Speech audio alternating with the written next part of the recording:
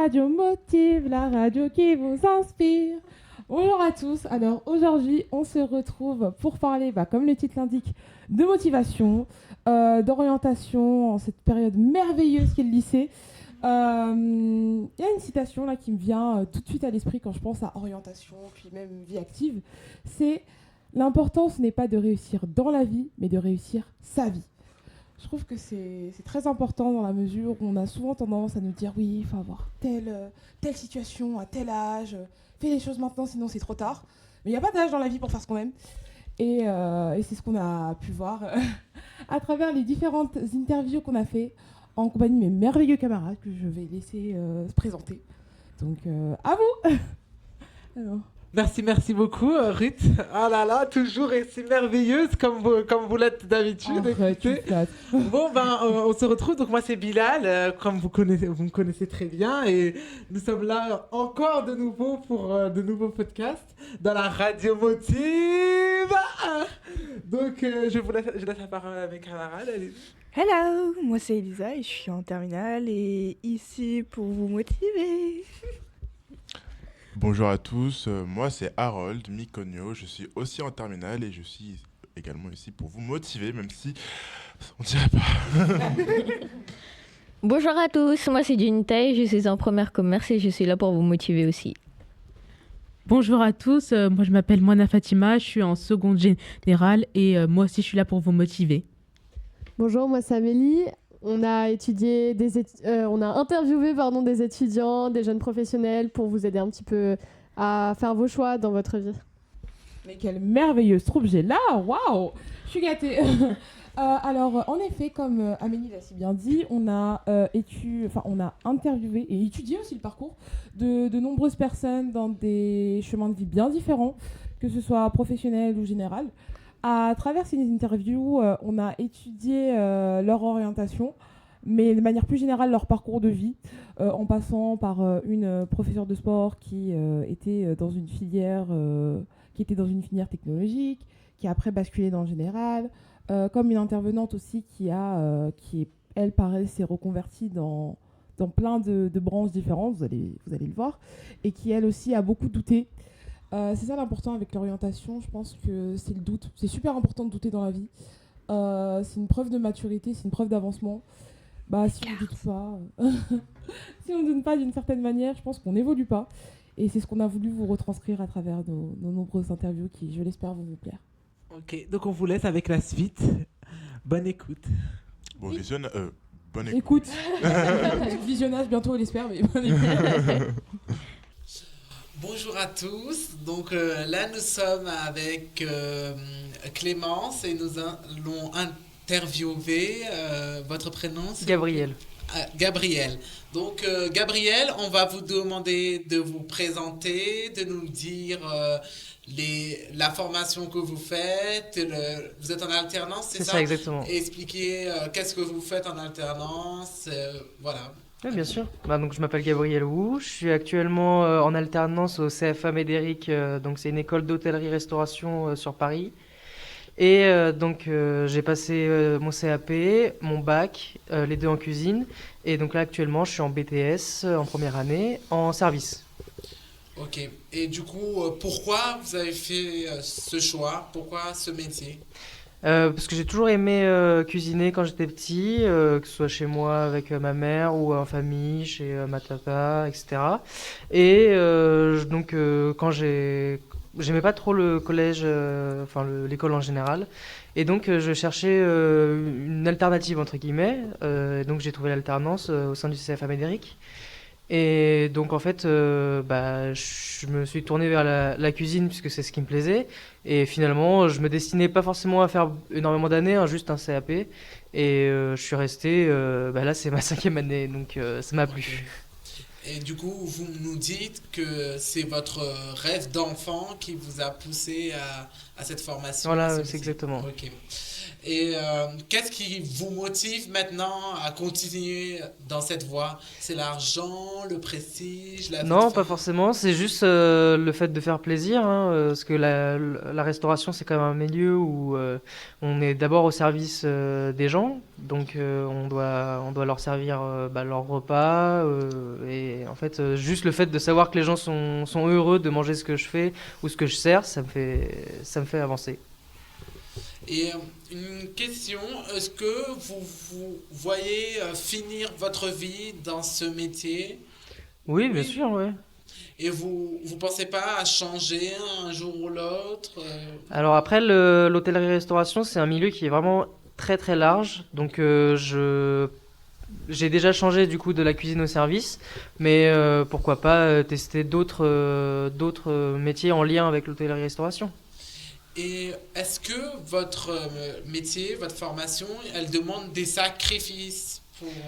Alors oui, quand même, c'est un milieu qui est assez exigeant. Donc déjà, il faut quand même avoir une base technique Enfin, les bases techniques, on les apprend au CAP ou au bac.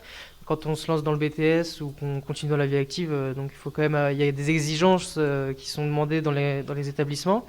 Et c'est quand même un sacré sacrifice, surtout en termes des horaires, parce qu'on travaille du coup forcément le midi quand les gens sont en pause déjeuner, le soir, et l'alternance, on n'est plus dans le système scolaire, donc on perd les vacances scolaires et on est sur les congés payés, donc on rentre tout de suite dans la vie active, quoi. Ok. Et justement, vous disiez donc que vous aviez accès à plusieurs métiers. Oui. Est-ce que vous pouvez nous en citer quelques-uns, par exemple? Oui, bien sûr. Déjà, il y a les métiers de cuisinier. Donc, en cuisine, on peut retrouver énormément de métiers, hein. Ça va du chef de cuisine jusqu'au commis. Donc, il y a le chef de rang, il y a le second. Et puis, il ne faut pas les oublier, mais il y a aussi les économes, hein, ceux qui gèrent les stocks. Il y a les légumiers, poissonniers. Il y a les primeurs, les plongeurs, hein, essentiels. Et après, en service, on en a aussi énormément, hein, maître d'hôtel, donc c'est en gros ceux qui gèrent une salle, les chefs de rang, les commis, les runners, etc. Et vous pensez, en faisant ces différents métiers, qu'une vie de famille est possible? Oui, bien sûr. Alors, en fait, Enfin, depuis que j'ai commencé, hein, la plupart des gens, mes collègues, etc., ils avaient tous une vie de famille assez stable. C'est surtout que, en fait, les journées où on travaille, c'est des journées qui sont consacrées au travail, parce qu'on fait des gros horaires quand même. Ça m'est déjà arrivé de faire des journées où je commençais à 7h et je finissais, il était 1h du matin, avec une petite heure de pause au milieu, quoi. Mais sinon, après, il y a quand même... Enfin, il faut être avec des gens qui acceptent ce rythme. Ok. Et du coup, vous êtes obligé d'être en présentiel pour ce travail. Il n'y a pas d'alternative en télétravail? Pas encore, non. Pas Enfin, encore. j'espère pas, parce Ouais. que sinon, ça serait un peu triste, parce qu'il y a quand même le contact client qui est important. Ok. Et du coup, une autre question qui suit celle-là, c'est est-ce qu'avec les nouvelles technologies qui commencent à affluer, vous pensez qu'il va disparaître votre métier ou pas forcément? Alors, je pense pas que le métier de cuisinier ou de serveur ou autre disparaisse, parce qu'en fait, c'est un métier qui a toujours évolué, hein.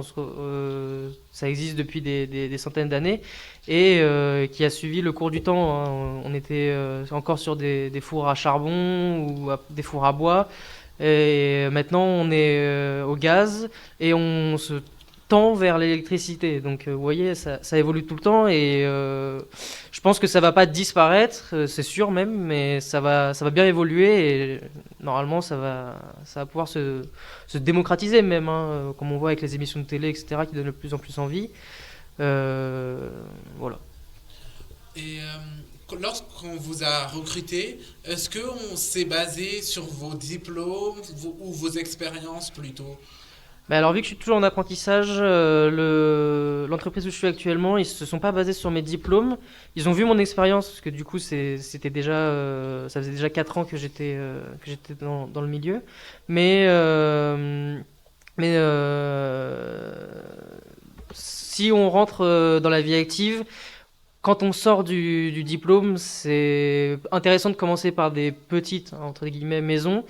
Et après évoluer en fonction des compétences qu'on acquiert au fur et à mesure de la carrière. Et est-ce que votre métier, il suscite beaucoup à travailler en groupe ou... Ah oui, oui, tout à fait. Là, c'est vraiment le corps du métier de travailler avec une équipe, hein, une brigade, comme on l'appelle, Et il faut toujours être en contact avec ses collègues, parce que c'est ça qui fait qu'on passe un bon service. Une bonne organisation, c'est essentiel. Tout à l'heure, vous avez parlé des évolutions possibles du métier. Oui. Vous pouvez nous en donner plus de détails? Oui, bien sûr. Bah, par exemple, quand on va rejoindre un restaurant étoilé après avoir fini son diplôme, on va pas avoir tout de suite une proposition de chef, hein. C'est pas possible. Aucun profil a eu ça. Pardon. Mais en fait, on va commencer commis. On va faire entre guillemets les tâches ingrates, mais c'est celles-là qui vont nous faire prendre la main, éplucher, lever des poissons. Parer de la viande, enfin voilà, tout ce qui peut être un peu technique, vraiment geste pour la préparation. Et après, si on se débrouille bien, il y a une forte possibilité d'évolution assez rapidement dans la restauration, parce qu'en fait, un profil qui est motivé, qui est doué, ça va être forcément un profil qui va évoluer. En tant que chef de partie, qui va pouvoir gérer un service, qui va pouvoir gérer quelques commis, etc. Si un chef de partie travaille très bien, est motivé, à fond, il peut passer second assez vite et pourquoi pas un jour reprendre la place du chef. Et du coup, est-ce que le métier, comment expliquer, vous garantit comment dire ça? Une stabilité? Oui, une stabilité, dans le sens, est-ce que le salaire est convenant, etc. Alors j'ai envie de dire, ça va dépendre des entreprises. Le salaire est convenant, pas forcément tout le temps, même quasiment jamais. Ça dépend des rôles aussi. C'est des gros horaires, hein, comme j'ai dit, et qui sont pas forcément rémunérés à leur juste valeur. C'est des métiers qui sont fatigants, hein, mine de rien. On passe une journée. Alors moi j'adore passer des journées en restauration, hein, c'est ce qui me plaît, mais derrière, le salaire, il ne suit pas forcément. Après, comme j'ai dit, plus on évolue, mieux on est logé. Et après, on a quand même certains avantages, hein. Le salaire ne suit pas, mais enfin, il reste quand même convenable. Mais par exemple, moi, le midi, le soir, je ne paye pas mes repas parce que c'est payé par l'entreprise. Vu que on travaille toute la journée là-bas, on est obligé d'avoir accès à ces services. Okay. Du coup, vous avez un peu répondu à ma prochaine question. C'était plus pour compenser les avantages que vous avez. Est-ce que vous avez des syndicats? Oui, alors il y a un syndicat, il y a une convention collective. On est quand même...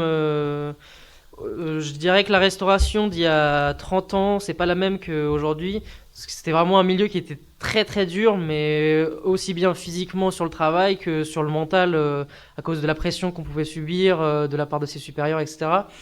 Et parfois même qui pouvaient être assez violents ou désagréables, hein. Il y a énormément d'histoires comme ça. Mais on va dire que de plus en plus, en tout cas, la restauration se bonifie, on va dire. Ok, du coup vous avez aussi les congés payés, oui. Des trucs comme ça. On a 5 semaines par an, comme tous les employés en France. Du coup vous êtes quand même assez avantagé dans ce métier. Oui, si c'est ce qui nous plaît, en tout cas c'est une bonne voie. Ok, donc une petite dernière question. Quels seraient les conseils que vous donnerez à un lycéen ou à un étudiant pour plus tard devenir restaurancier il faut être vraiment passionné, avoir de la rigueur et c'est déjà pas mal, je pense. Après, avec de la passion et de la rigueur, on arrive à peu près à tout dans ce milieu. Ok, bon merci beaucoup pour cette interview. Merci à vous. Et à bientôt, j'espère. Oui.